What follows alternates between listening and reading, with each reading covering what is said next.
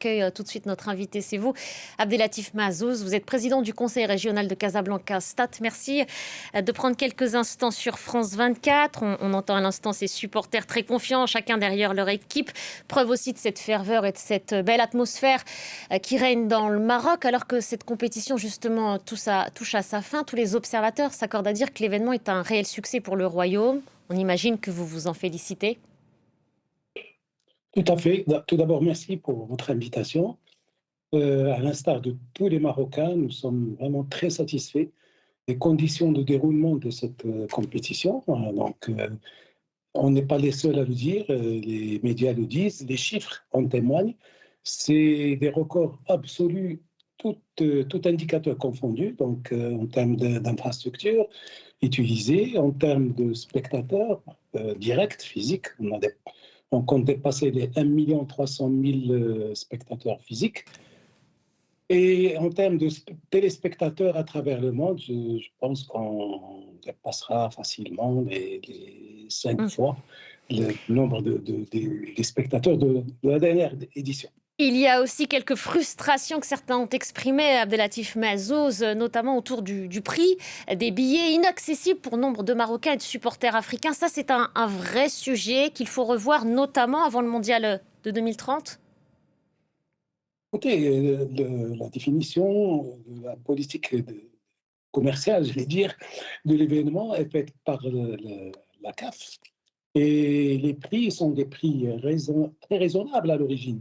Bon, maintenant, l'engouement et la très forte demande qu'il y a eu à créer des circuits parallèles qui ont fait que les prix ou les tickets ont été revendus plus cher. Parce que ça démarre à 100 dirhams, hein, donc le les premiers matchs. La finale, le ticket le plus cher est à 900 dirhams, c'est 90 euros. Donc, réellement, si on voit un peu les prix qui sont officiels, connus, et la manière avec laquelle ça a été vendu à travers des systèmes cybernétiques bien contrôlés pour éviter justement des achats en masse. Bon, maintenant, les choses ont des fois tourné autrement, sur une quantité infinie, très, très faible, hein, mais le reste a été fait dans les bonnes règles de l'art. Et ça témoigne encore une fois qu'il y a eu un succès, un engouement. Plus on avançait dans la compétition, plus la demande augmentait. Et ça se traduisait justement par cette pression sur la demande et sur les prix sur le marché parallèle. Vous parliez aussi des chiffres, vous les estimiez bons. Alors, il y a des premières estimations, d'après des médias marocains, des milliards de dirhams générés par cet événement, par l'organisation de la CAN, ce qui offre, on l'imagine, de nouvelles espérances pour les Marocains.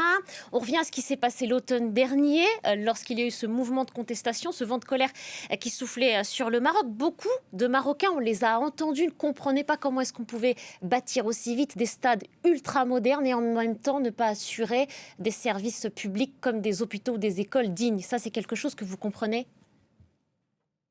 Écoutez, je peux comprendre, sauf que on construit aussi bien les hôpitaux modernes. Venez à Rabat, vous voyez un peu tout ce qui se construit comme hôpitaux. Allez à Lyon ou à Dakhla ou à Marrakech ou à Guelmim.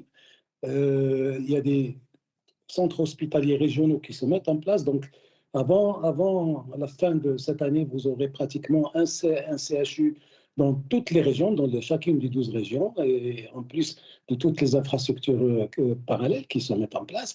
Donc, sauf qu'un stade, ça se voit, j'allais dire, plus facilement parce qu'on y prête plus d'attention, surtout dans la conjoncture actuelle. Parce qu'il y a une Donc, perception de décalage, Abdellatif Mazouz, parce qu'il y a une perception de décalage.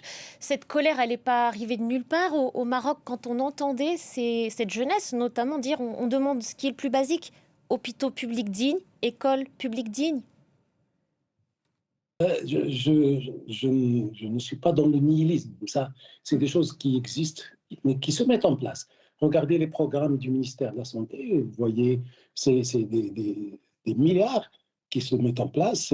C'est beaucoup plus compliqué que de construire un stade, hein, un hôpital équipé avec des médecins, des infirmiers, des corps parallèles, etc. Donc, des équipements très, très techniques.